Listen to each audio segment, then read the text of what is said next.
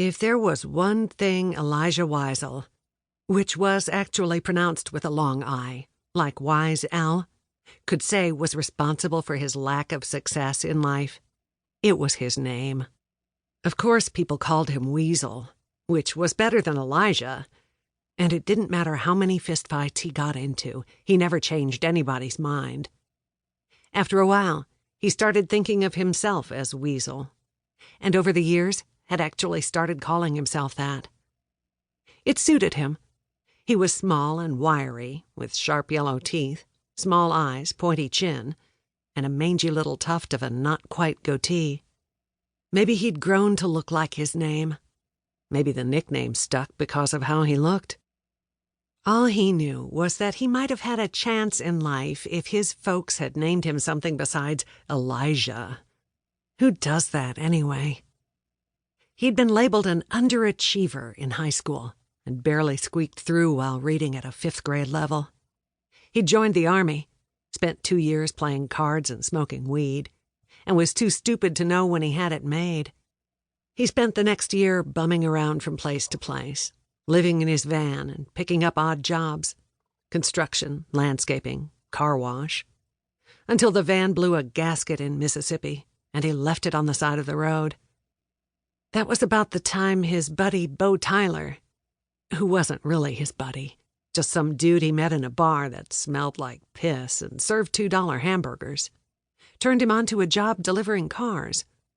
It seemed it was cheaper, when a rich dude moved and had more cars than he could drive, to pay somebody to drive his car to the new place than it was to have it shipped there. And sometimes faster, too. Of course, Weasel wasn't entirely stupid.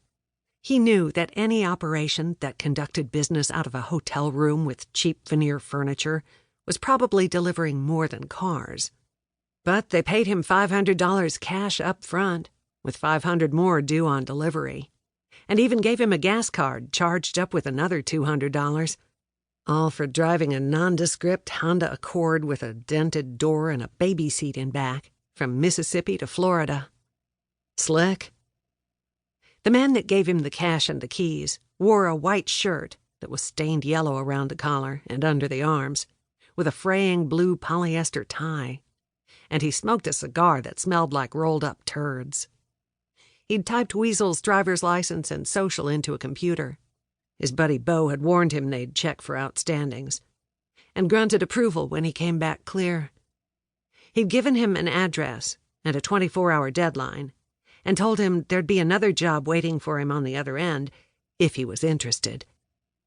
Weasel had asked what the baby seat in the back seat was for, and the guy had replied that cops had a tendency to go easier on a family man, especially one who was on his way to pick up his baby girl for Christmas at Grandma's house. He'd also told him that it would be in everyone's best interest if he did not get stopped by the cops. That was why, for every one of the last 600 miles, Weasel had driven like a schoolteacher.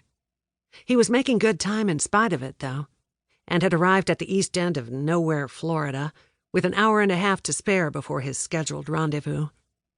He hoped that bar where he was supposed to turn over the keys to his contact served food.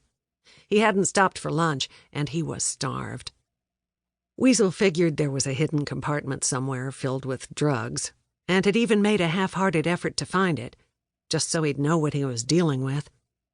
He hadn't found anything, but that only assured him that whoever he was working for was smarter than he was, which wasn't hard. It wasn't until he saw the blue lights flashing in his rearview window that he thought, wheel wells. That's where the drugs were, in the wheel wells, the one place he hadn't checked. He'd been set up to take the fall for a drug smuggling ring, and now he was going to prison for the rest of his life for a lousy $500. That was exactly the kind of thing that happened to guys named Weasel.